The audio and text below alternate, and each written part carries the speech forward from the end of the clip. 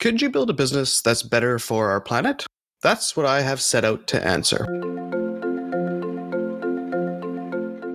Hi, I'm Marco Pimentel, marketing expert and entrepreneur, and host of the podcast Someone Like You. I become fascinated in finding creative climate solutions in business, and on the podcast, I break down how founders and CEOs are building climate-friendly business solutions that are opportunities for growth while being better for the planet.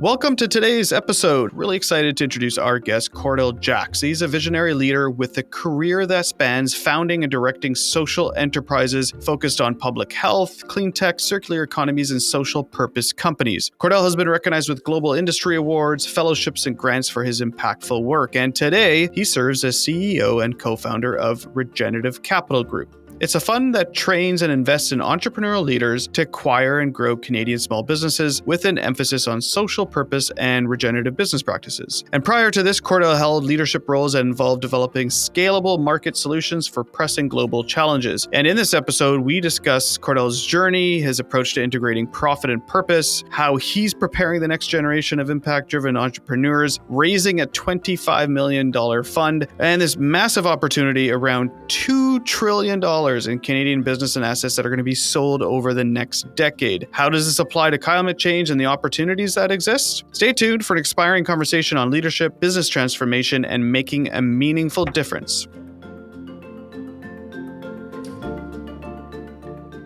My career has been spent in dealing with what have traditionally been looked at as the most challenging market environments, whether it's selling toilets to people living on $2 a day or addressing ocean plastic issues or circular economy issues that seem like cost centers to traditional profit-making businesses. And what we found time and time again is there's actually a lot of value left on the table. Like, these are not cost centers, these are opportunity centers. And when you start to take a wider lens, again, an industrial mindset is a commodified monoculture or mono-agriculture approach. When you start to take a multi-capital approach, what you start to find is stakeholder ecosystems that gather, that are more resilient to swings in the marketplace, that have less turnover in their businesses. And I think most importantly, as opposed to ESG and some of our other impact efforts in the past, which rightly so have been criticized, when you come in with a top-down approach and say, you must do this. You now must do business as usual and include environmental and social aspects. Those things become compliance tick box. Oh, you mean I've got to do my job and add these things? What you start to get is people that are aligned in purpose, that are bought in to a mission, that are showing up not just to feed their family and not just to maybe give something at the end of the day if there's something left, but are bought into a reason, a vocation, a why I'm here, how I bring my unique gifts to bear to the wider issues at hand. And that's where culture truly does eat strategy for breakfast, and that's where the magic happens. Cordell, welcome to the Someone Like You podcast. I'm really excited to dive into Regenerative Capital Group and the fund and the core mission that you have. But before we get into the business side, I just kind of want to go to the personal side and just understand what got you thinking about regenerative capital and buying businesses to have an impact and purpose. Was it schooling? Was it personal experiences? Or, have you been kind of dedicating your career to thinking about purposeful work? Thanks, Marco. It's great to be here. Thanks for having me on. Regenerative Capital Group is an interesting genesis story in that a lot of serendipitous events brought this together. So I started my career, I'm a boy of Winnipeg. I graduated business school there. And a year before I graduated, the largest financial services company in Canada at the time, Investors Group, had their headquarters in Winnipeg. And one of the executive vice presidents there was trying to stop the brain drain and set up an executive management development program. And it was kind of the top job coming out of the business school. And I received this job and spent 2 years under mentorship of a gentleman who has now become my GP partner in Regenerative Capital Group 20 years later. And so to answer a little bit of your question, I went off and left financial services. I ran a social impact fund in Manitoba, really looking at blended finance and catalytic capital, supporting community economic development and other impact projects. And then spent about 7 years in international development. And that gave me a little bit of a flavor of creative finance financing for really challenging global problems. And I was working in water and sanitation, a 2.5 billion person problem globally. In the meantime, this mentor of mine, my now partner, Mike Miller, he had also left financial services and he started buying small, medium enterprises. And in some of these businesses, putting friends of mine in place as the operator owner. And fast forward some 20 years later, I now live here on Vancouver Island, and my business partner happens to live just 15 minutes up the road from me in Campbell River. He had a successful exit of one of these SMEs and had immediately given away $10 million to philanthropy and was quite unfulfilled in the process and wanted to really involve himself in a bigger impact thesis. And so my friend who ran this company that they exited suggested that he look me up. I now live down the street. He'd hired me before. I'd spent my career in social finance and social innovation. And we started exploring what an impact thesis would be. And soon into this discovery phase, I said,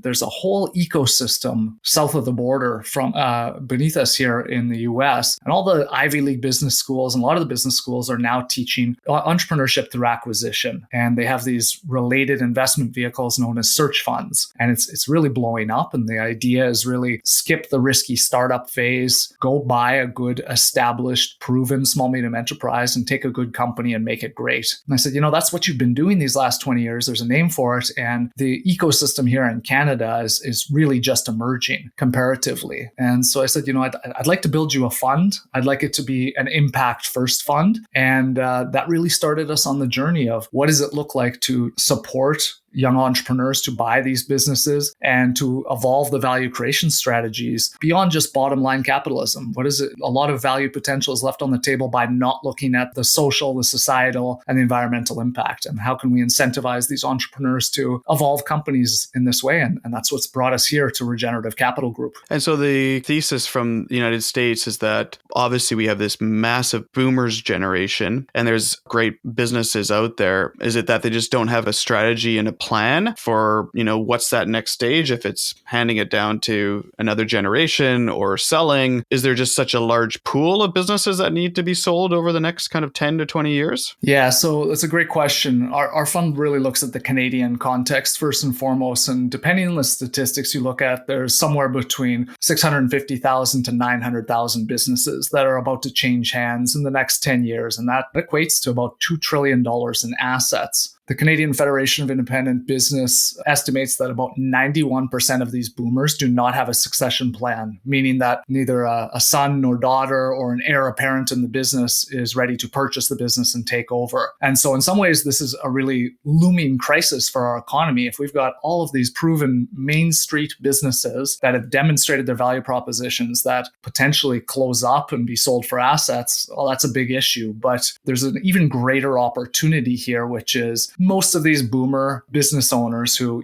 thankfully took 0 to 1 and started these businesses up, they're at the stage of the life where they're not going to burn the candle at both ends. They're more into lifestyle. Their risk profile is at its lowest. They're not going to invest big capital to grow the business to the next stage. And so this kind of confluence of factors really, as they call the silver tsunami opportunity, these baby boomers looking to retire, is perfect for these entrepreneurs who are young, ambitious, hungry, are capitalized with investors, supported by an ecosystem of partners who have been through this and can really take these good proven businesses. And these businesses are usually, $1 million to $5 million in EBITDA. And it doesn't take much to really grow them to the next stage of development. And just to quote some statistics from the US, Stanford does a biannual search fund study. This asset class over the last 35 years has returned a historical average of 35% IRR. I think it's a 3.7 MOIC, a multiple of invested capital. And it just makes sense, take a good business, capitalize it, put some energy into it and grow it to the next level of development. The challenge is that most of this history has been very bottom line capitalism driven, which means a lot of these good businesses are taken, grown, squeezed for profits, and then flipped, usually into the hands of strategics or private equity, 6 to 7 years later, which generates some of those returns. Unfortunately, that hasn't always been a great outcome for our wider Main Street economy, for local economies, for community, for local stakeholders, or for the environment. And that's really where Regenerative Capital Group sees a bigger opportunity here. Yeah. And so I guess thinking about this, you kind of have three pillars. I guess the first one is Regenerative Capital Group needs to have capital. So you need to get funding to raise the money to be able to buy the businesses. And then I guess you need to find and attract the entrepreneurs. And then obviously at the end of that, you need to find the businesses to acquire. So maybe let's start just with the capital side of it. You've been raising the search fund to be able to have that kind of capital. Was that the first step, or does all these kind of different pillars are working in kind of tandem? Great question. And this is all kind of building this plane as we fly it here. So fortunate for us with my GP partner, Mike's Capital, he was willing to put in a good startup investment into this. And so last year we started this search fund model, and it's a bit of a search fund accelerator cohort model. We opened applications and we're looking for 5 acquisition entrepreneurs who are very values aligned with us and looking to make meaningful purpose in their career, not just drive quick return and an ownership model here. And so we opened applications up. We got 170 applicants. We went through a rigorous process, found 5 incredible entrepreneurs who have been working with us since January 2024. And that's really the first pillar of the model, which is you're investing in people first and foremost. You're investing in the folks you want to work with, in entrepreneurs who are going to jump any hurdle, regardless of the business that they end up searching and acquiring. Those entrepreneurs are funded for an 18-month period in our process. And in that time, they're surrounded with an ecosystem of lawyers, accountants, quality of earning, legal, all sorts of partners to make the due diligence process go forward. So they have 18 months to find a business. The business, really, we're taking an entrepreneur first mentality. Most searchers, when they go into a search process for a business, have a thesis. They're going to focus their search within usually 3 industry areas, usually based on their past experience, their network, or values play that they really want to go after. Despite that thesis, they often end up purchasing outside of that thesis, those thesis sectors, just because, a good business has dropped on their lap through referral or otherwise, or something interesting has come up. And so that's why it's kind of an entrepreneur rather than business first model. And then the third pillar after the entrepreneurs and after the businesses is really that capital question you ask. And so we started with a large commitment from my GP partner, as I said, and we're raising our first fund, which is a $25 million fund. Happy to share that the Social Finance Fund of Canada has just made a large $5 million investment commitment into us as an impact first private equity fund. And we're about 17.5 of our $25 million raise. So we got some work to do to finish it off in the coming months. And that's where I say we're building it as we fly it. We're just closing in on our first business purchases, and all of this is happening in tandem. So you do this application process, you're finding these incredible entrepreneurs that have alignment with your guys' thesis. And what does it look like on the other end? So you're close to, or maybe you're working on kind of your first acquisitions, but I'm sure if you're getting to that point, you mean you've probably had many, many conversations to try to find different companies to buy. And I completely understand that somebody that is running a successful company, but is kind of at that tail end or sales end, is probably not spending a lot of money on innovation, on impact, on what's that next kind of step. That's a lot of work, a lot of dedication to become B Corp certified. I couldn't see somebody on the edge of retiring saying, I want to do this for these type of reasonings. And so what would be like an ideal acquisition? And then like what would be the aim and the impact that you would try to instill into that business so that it is an impactful thing to society, also into the environment? Do you have any examples? I think what an ideal acquisition is. I think we have to take a step back and really look at the macro picture of like, what's the temperature? What's going on in the world? And I think as many of us know, we're dealing with polycrisis. We're dealing with degraded biosphere. We're dealing with widespread mental health crisis. We're dealing with climate change. We're dealing with, name it, ocean plastics, all of these interconnected issues. And most of them are interconnected in how our capitalist democratic society works. And so from the highest level, we need to figure out as a species how to align our economy with our ecology. I have spent my entire career in impact finance and innovation. As I've said, from CSR, corporate social responsibility, to Michael Porter's creating shared value. We won the first award at our NGO there, to ESG, MDGs, sustainable development goals, B Corp certifications. All of these have been, how do we figure out how best to use business as a force for good here. And ultimately, in aligning our economy with our ecology, that's where the regenerative and regenerative capital group comes in. When we started building this thesis, we were saying, what do we want to do with these businesses? What is the nature of evolution of the SME economy that we need to see here? And quite frankly, we entertained, do we B Corp each of these acquisitions? That's a great first step for us. And ultimately, we did a lot of deep thinking. And during this time, we're turned on to the regenerative business movement. And the regenerative business movement is this tough movement to explain, because to tackle the poly crisis, we need to tackle the meta crisis, which means the way we're thinking about business, the way we're thinking about economies. Most of our economies have developed from an industrial mindset.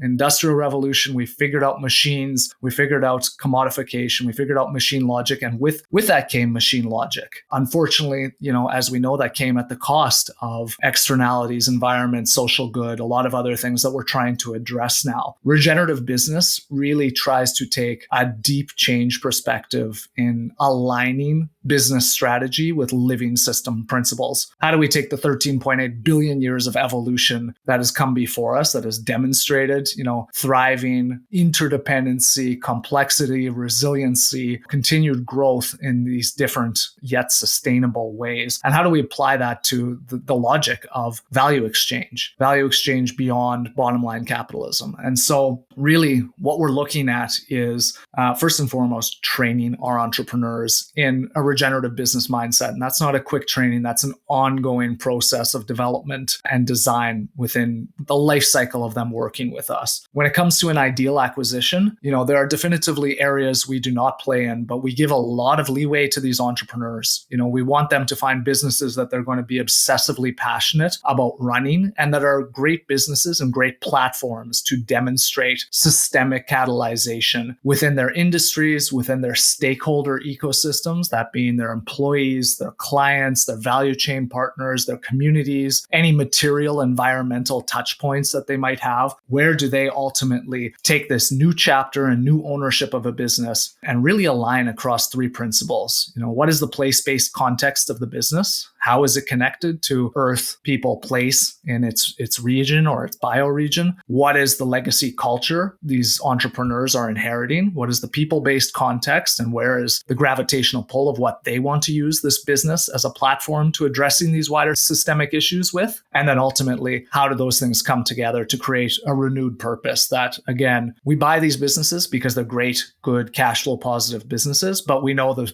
riskiest thing we can do going forward is business as usual. So how do they come together as a stakeholder ecosystem and start to decide where they are going to start to address some of these bigger issues? And that's really where the magic happens. That's where you start to get impact value creation as not an addendum or an add-on to the business, but as a core value strategy of the business. I wanted to take a second to tell you about our Season 2 sponsor, Springwise. Springwise is the global ESG innovation platform that offers its readers early access to the ideas transforming our world. I actually started using Springwise probably 10 years ago to review innovative startup ideas, and I've been a fan ever since. There are 3 new stories on the site every weekday featuring solutions to some of the biggest challenges we face as a global community. You'll find innovations in climate tech, renewable energy, plastic alternatives, the circular economy, and how we can live a more sustainable life. The stories are sourced and written by the Springwise team of journalists and will give you an inspiring take on what's right around the corner, whether you read it to inform your work or simply for a regular dose of optimism. Springwise sets the innovation agenda. The newsletter is free to access, and to sign up, visit springwise.com/newsletter signup.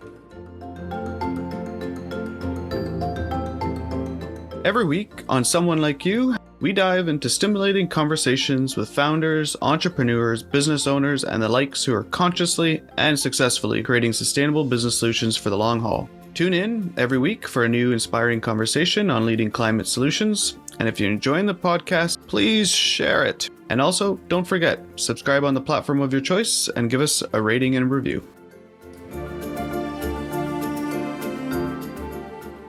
When you are acquiring these businesses, and it sounds like a lot of the ones that you're looking at are quite established, they have profit. So that means obviously they've made them sustainable, in not the instance of sustainability when we're talking about environmentalism, but sustainable as in they're able to pay their people, they're able to continue on. To make big changes is always kind of a bit of uncertainty. You don't know how that's going to be reacted. So what do you think, or why do you believe that these changes will help the businesses from a customer getting more customers and from like a marketing perspective? Like, why do you believe that making these changes and having an impact and having this regenerative mindset will ultimately do good for the business? Why do you think there's an idea that it'll do better? Yeah, I think that's the $1 million or maybe $1 billion question. My career has been spent in dealing with what have traditionally been looked at as the most challenging market environments, whether it's selling toilets to people living on $2 a day or addressing ocean plastic issues or circular economy issues that seem like cost centers to traditional profit-making businesses. And what we found time and time again, and I'm sure you're finding this as you walk through the 150 metrics that matter journey as a B Corp, is there's actually a lot of value left on the table. Like, these are not cost centers, these are opportunity centers. And when you start to take a wider lens, again, an industrial mindset is a commodified monoculture or mono-agriculture approach. When you start to take a multi-capital approach, what you start to find is stakeholder ecosystems that gather, that are more resilient to swings in the marketplace, that have less turnover in their businesses. And I think most importantly, as opposed to ESG and some of our other impact efforts in the past, which rightly so have been criticized, when you come in with a top-down approach and say, you must do this, you now must do business as usual and include environmental and social aspects, those things become compliance tick box. Oh, you mean I've got to do my job and add these things? That's really a colonial top-down approach and usually ends up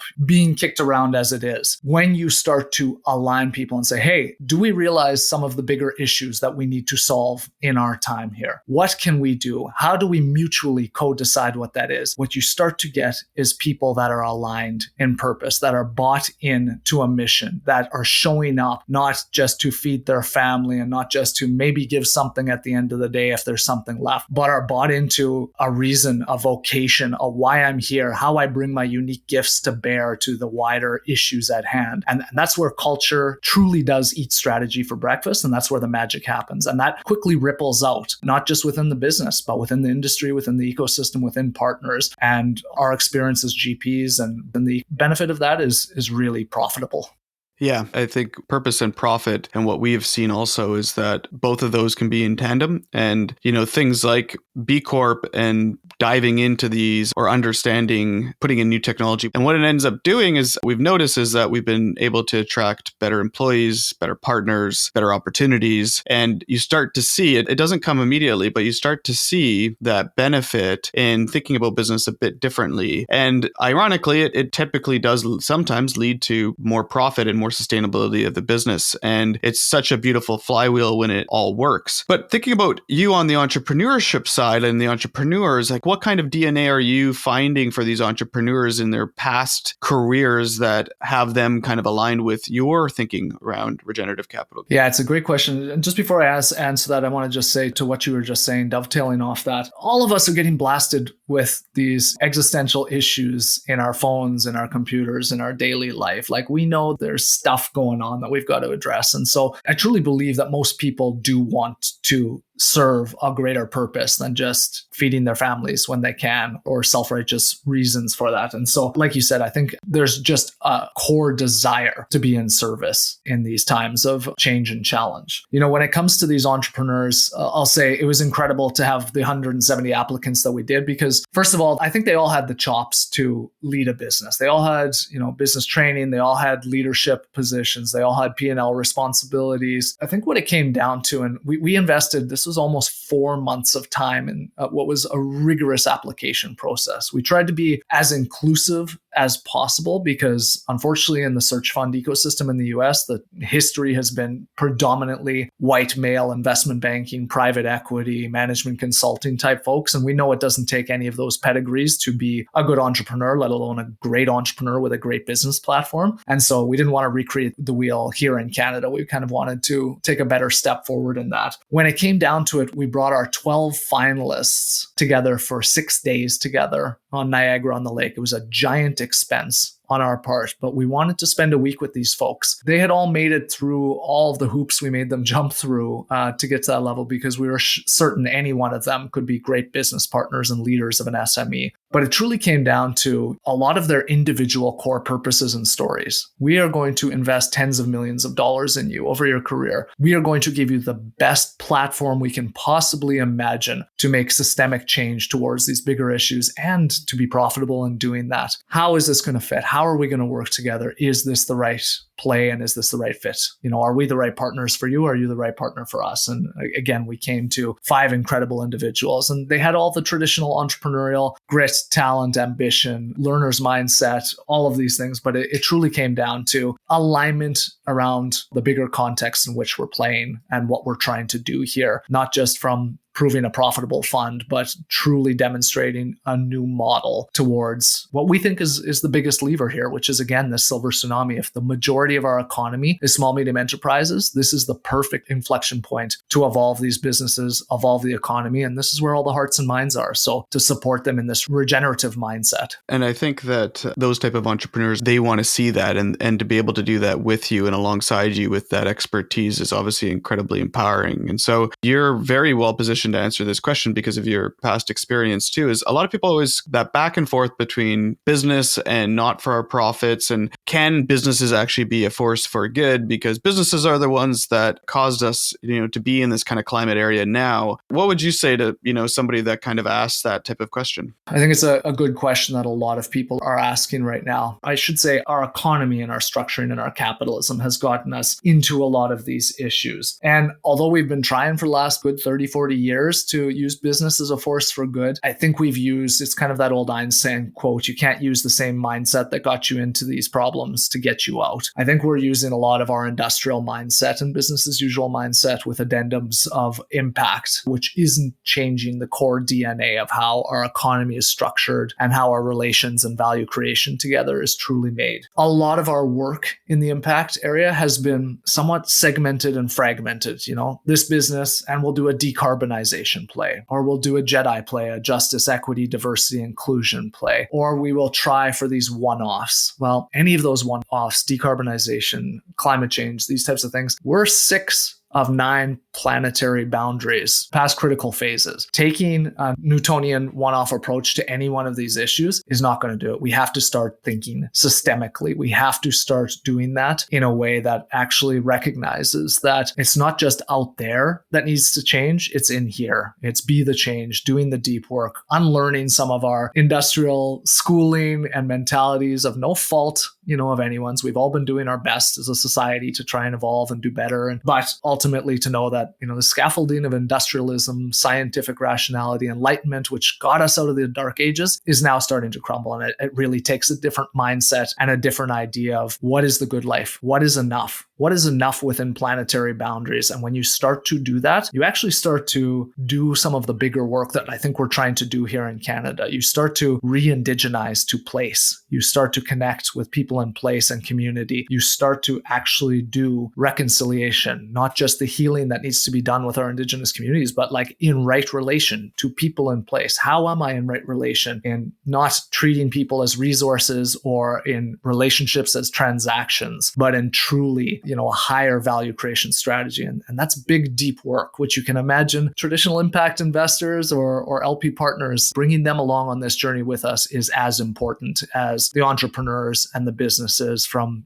how systemic and catalytic they can be as well. Yeah. And it's refreshing to hear that. And I often will tell people when they kind of ask me about this podcast, like my one takeaway is that the entrepreneurs and the people that I meet and interview, they are so closely aligned to the mission and driven individuals that run nonprofits. And even though that they are for profits, I've never met a cohort and a group of people that are so aligned. It would be very hard to see the way that they think and the way that they want to operate their business and their kind of core mission. And so there is a new group of people out there, and they are obviously an incredibly diverse group of people that I do believe in. And I think that these people and these entrepreneurs and founders and people being in these businesses have what it takes to make this kind of change and to allow business to be that force for good. When you think about 3, 5 years or 10 years down, what does success look like to the fund? That could be from impact and profit or both or a combination. What do you look like down the road and where do you hope to be?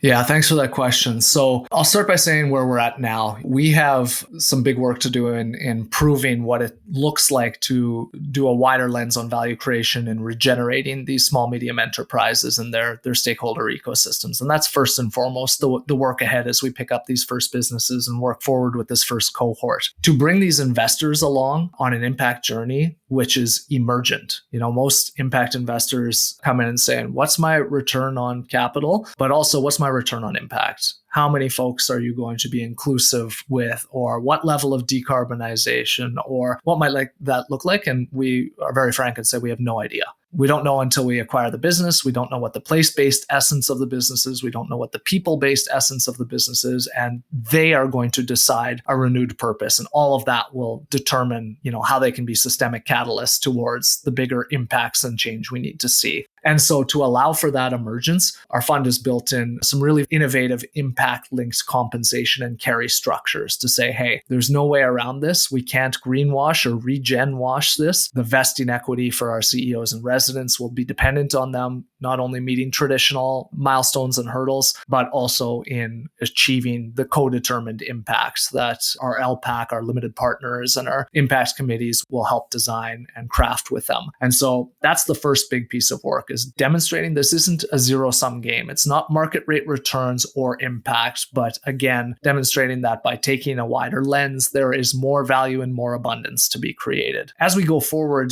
originally we thought maybe we'll just do this year on year. 5 entrepreneurs each year. We'll raise $25 million funds each year. To what end? And there's kind of 2 answers to that. We've structured ourselves as a semi-permanent capital vehicle. So we're not incentivizing quick flips of any of these businesses. It's more of a Berkshire model of why would we sell? It takes 10 years to reach 100 million in sales, let alone that time frame really being needed to regenerate the DNA of these SMEs. Why would we be forced to liquidate a fund or try and flip? And so our investors are coming along that journey with us. Secondarily, we're starting to think about, how might we run cohorts that are bioregional? And when I say bioregion, like bioregions, you and I are in the Cascadia bioregion, this area from like mid-Alaska to mid-California that has similar geology, similar geography, similar watersheds, fauna, flora, traditional peoples, and how they related to the environment. That's a good way for us to determine how businesses can meet the thresholds and the carrying capacities of the environment around us. What if we start running a Cascadia cohort here? What if we start running a greater Toronto cohort in the Great Lakes region? And so how do these regenerative businesses feed into more regenerative bioregions? And instead of,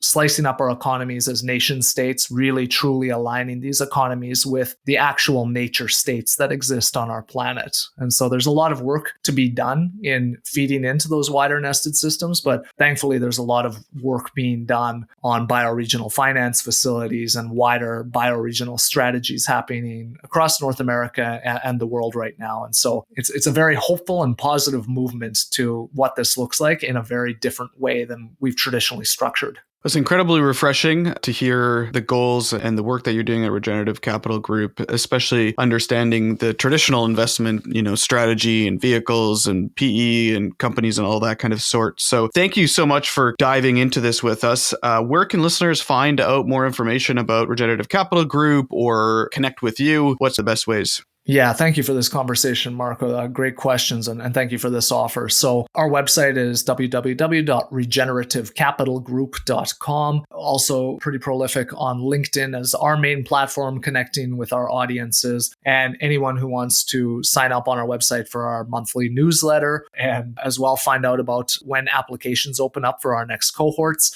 that they can sign up there as well. And I would just say anyone who's interested in either being an applicant for our next CEO in residence, we want to hear from you. Anyone who's interested in selling a Canadian-based business of that SME size, 1 to 5 million in EBITDA, we want to hear from you. And anyone who's interested in becoming an impactful, systemic, regenerative investor in this fund or our next fund, we also want to hear from you. So thank you. Awesome. We will absolutely have the notes and these links dropped in the show notes. And thank you again, Cordell, for joining us. It's been a pleasure to talk to you. A pleasure as always, Marco. Thank you.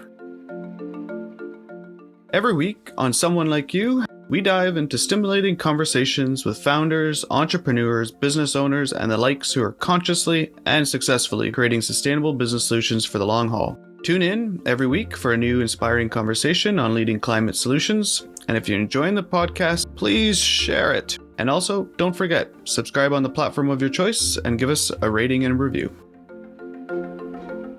Cordell, that was a very fun conversation talking about Regenerative Capital Group. You mentioned during the show that nearly $2 trillion worth of business and assets are going to be sold over the next decade in Canada. Can that be a force for good? And what's the opportunity that you see for that massive asset class that's going to hopefully change hands, is my assumption? Yeah, I think that's the $2 trillion question. Is this going to be more business as usual being handed over? Is this going to end up in the hands of traditional private equity or strategic buyers? Or is this the inflection point? This silver tsunami is our biggest opportunity to evolve the biggest component of our economy towards becoming regenerative, to supporting thriving economies, ecologies, and societies. And that's what we're out to prove.